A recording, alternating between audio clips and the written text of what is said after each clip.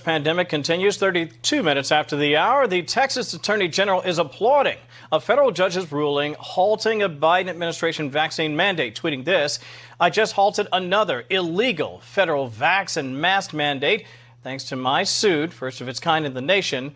President Brandon has barred us from using the Head Start program to force vax and mask in Texas, both of which this administration embarrassingly admitted don't stop COVID anyway." That is very strong there from Ken Paxton.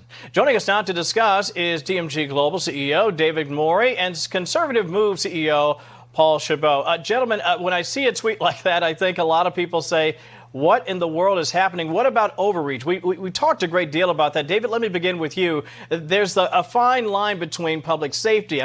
But at a certain point, we have to live our lives. That seems to be the perspective of both Ken Paxton and a lot of Americans. Your take? I think that's right. I think the problem is COVID-19 doesn't have a red or a blue color. Yeah. We're entering, Kevin, by the way, Happy New Year in the middle of this conversation. We're entering a viral blizzard across 50 states. 44,000 deaths are predicted over the next 30 days. We're at 1,500 a day now. And some people think 20% of the healthcare workers may get infected, which would collapse the healthcare system. That's the danger. The answer is vaccines. You're 20 times more protected if you get vaxxed and boosted. So, I know that it's complicated now with social media, meets conspiracy theory, meets polarization, meets this kind of personalized politics we're in now. But I think in 2022, we're going to have to get much better at fighting COVID-19 and not each other. Well, Paul, let me ask you, sort of to dovetail on what David just pointed out there, people don't mind, many Americans don't mind getting the vax. They don't want to be told that they have to put something in their bodies if they don't want to put something in their bodies. Your take? Well, that's exactly it. Look, we've got the message loud and clear from this administration about getting the vax. That's all they talk about.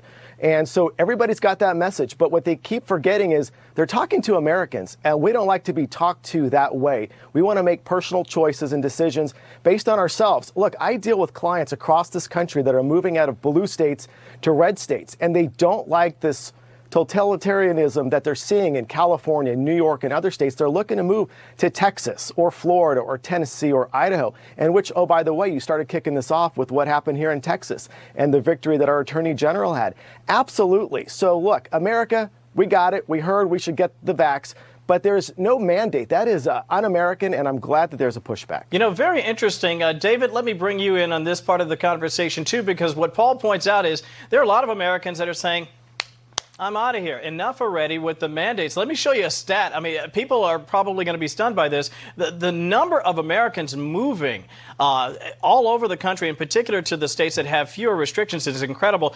Take a look at this, too. The number of people losing their jobs due to vaccine mandates, it is stunning. We're talking about at a time when we obviously need military veterans with experience and at a time when we need hospital and healthcare workers with experience. David, I'm not going to put this on your shoulders, but the truth is a lot of Americans worked in those jobs before we had a vaccine, and now they're losing their jobs because they don't want to take the jab. Listen, I think, Kevin, the truth is that mandates have always been problematic, and I worry that they'll increase resistance and cognitive dissonance.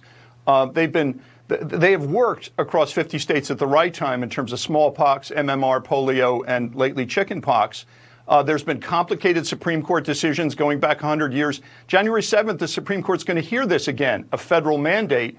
And 3 times since August, the Supreme Court has failed to overrule a federal mandate, particularly this time because private sector companies have stricter mandates than the federal government. And this is a mandate to either get vaxxed or tested.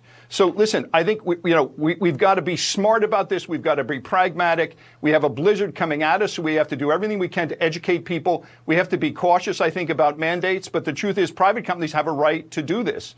I don't think any of the three of us want to take away that right of private companies to do this. So that's the balance we're going to have to strike here. Well put there, David. In particular, you led me right into my next point. Paul, let me bring you back in. David mentioned the High Court. We're going to learn a lot on the 7th of January, and I think in particular, the attention will be focused on perhaps the latest 3 Supreme Court justices to join the bench. We're talking about Justices Gorsuch, Kavanaugh, and Amy Coney Barrett. David's right. Frankly, at least to this point, private enterprise has been able to maintain this particular rule where they can require their employees. And now it gets a little more gray when we're talking about having the government mandate. Your thoughts? Yeah, it's a slippery slope for government, and I think our justices will look at this as such, that it is complete government overreach. It is directly attacking the freedom. Look, we have these HIPAA violations. It's remarkable that we are showing vax cards in certain blue states when my medical record or anybody's medical record should be their personal property, their personal right without it being known. And so I really, truly hope that if our government does the right thing, our Supreme Court does, they're going to rule on the side of people, and they will see this as government overreach. It is intrusion, and it is violating people's right to privacy, and more importantly, just our general basic freedoms. That's what concerns me. We've got to stop the slippery slope in its tracks. A real showdown in the separation of powers argument. David Morey, Paul Chabot. Gentlemen, thank you as always. We appreciate it. Happy New Year to both of you. Thank you. You as well. You too. Anita? Well, Kevin, great discussion.